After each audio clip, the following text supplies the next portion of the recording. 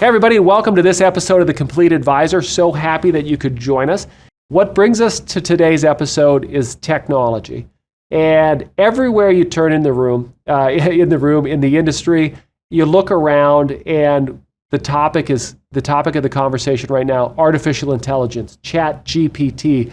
Are they going to take over our job? Is your job as an advisor at risk? Well, we have the pleasure of having Steve Goldstein. Steve Goldstein is the founder and president of Thomas Gold Solutions.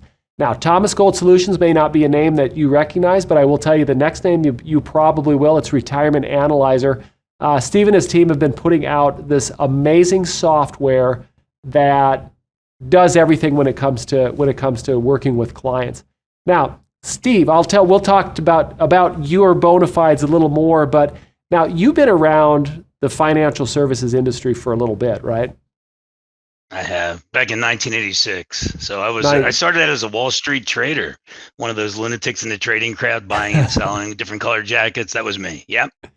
That is super cool. So you really have seen the evolution of the use of technology by advisors. So you've seen it on the trading floor, and then you've worked with individual advisors.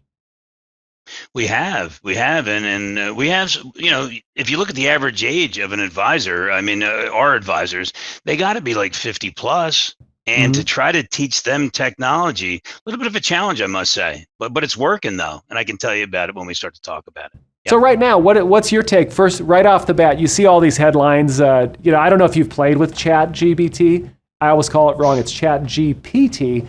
I don't know why I throw the B in there, but have you played with it online a little bit at all? I have not with that one. I haven't, but I know what's going on out there. And I have to tell you, surprisingly enough, these older people, these older advisors are actually starting to adopt tech. They really are. And we're talking, you and I were talking a second ago about the yellow pad. Okay. Yeah. And going out and doing a fact find, right? Now, what we have is people developing a client portal and letting the client actually go in and enter their data.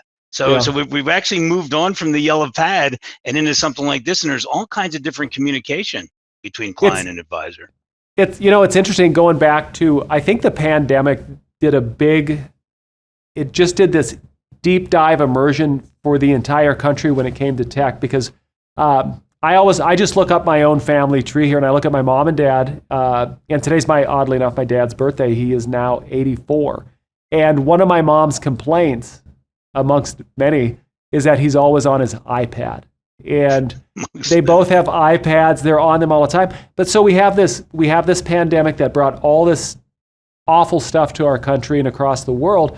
But one thing it did do is a lot of people really embraced technology and communicating that way. So before the pandemic, we had people, our clients, the clients themselves, maybe were a little hesitant when it came to technology, but then all of a sudden, if you wanted to talk to your grandkids, you had to either get a phone or you're doing Zoom calls and such. What do you think about that? The dive of people into the tech? Yeah, I think it actually makes it a heck of a lot easier to be an advisor because just like you said, Dennis, you can jump on a Zoom meeting or you can jump on a webinar or whatever, and it's now accepted. A lot of companies, and I know people that, they work for certain tech companies, after the pandemic, they didn't all go back. They started working virtually, and then maybe 3 days a week they're virtual, and 2 days a week they're in the office. So now it's accepted. I agree with you 100%. But the video meeting now between advisor and client is now okay.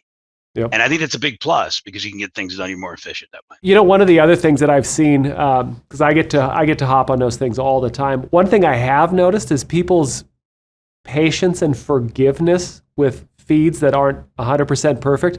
It really has changed where before, if something was a little garbled, they're like, I'm out of here.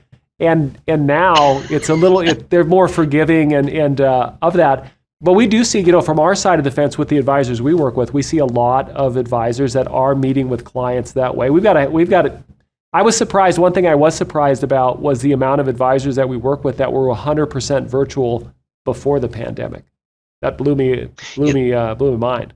That's surprising, yeah. But I think there's after the pandemic though, those percentages skyrocketed though, and you're right. I talk to many advisors that have never met their clients in person.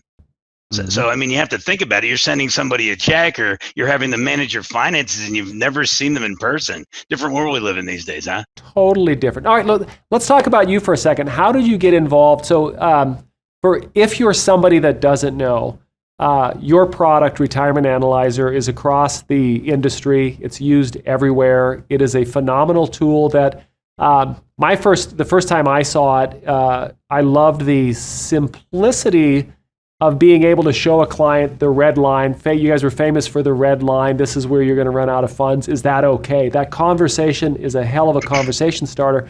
But then you go from that to, in your software that you've developed, the thing I also love is you're always continuing to evolve. It's always evolving. I love the ability to get so sticky with clients that you can talk monthly budgets. But how did you get involved in this, and where does Retirement Analyzer come from? It's really always been about the simplicity. Dennis, you mentioned the red line. I mean, really, if you have a red line, you run out of money. If you don't have a red line, you don't run out of money. I don't know how much more simple you can get than that. But what goes on under the hood, though? So see here, I think here's where the difference is.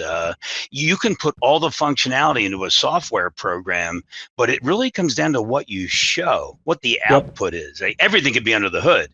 And if we do taxes under the hood, but our presentation is simple and not intimidating for number one, the visual client, and number two, just the client to understand finance in their own way, just so they know. Again, it really comes down to this. Can they continue their standard of living throughout the rest of their lives? That's all they want to know. That's it. Yeah, exactly. I worked at a wirehouse, and we had this report in this program that the firm had put in millions and millions of dollars developing. And you could print out a report if you came in. I could print out a report for you that could go up to like 200 pages. And what was funny is it always came down at the end of the day, whether you printed them all or not, it always came down to talking about just 3 of the pages. That's where things were. And it was the simpler, the better. So as somebody who's been around on the trading floor, which is awesome, and then working with advisors, what do you see as far as some of the challenges right now facing advisors when it comes to tech? Well, or incorporating tech. Incorporating tech. Maybe that's more. Incorporating tech. People are set in their ways. Okay, they don't really want to move. It's hard to get them to change a platform. And you talked about our training program, and we've developed over-the-top training. As I said, we're on for 3.5 hours some days.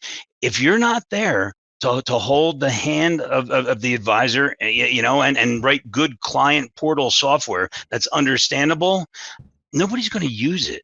Okay, so you could put as much in there as you want, but again, we get back to this user interface. If it's simple and understandable, and you can go through it 4 or 5 times and start to feel comfortable, then you make the change, and it's written logically. Dennis, you want to hear something funny? We have 2 or 3 people that are in charge. All they do all day is make sure it's understandable to a normal person. That's all. I love that. If it's not, we go back to the drawing board. So. You know what? I absolutely love that, because I can think of multiple times where you go and talk to somebody that, for lack of better words, maybe they're a tech nerd, or maybe they're a developer, and they see, when they look at a computer, they see the matrix. They see the numbers going up and down. And then when you ask a question, they start explaining it to you, and they're they don't understand why you don't understand, and then you feel like you shouldn't ask the question. That's awesome to make it relatable. What do you see as far as as you're developing with software and you're seeing these changes, just the changes in the world itself?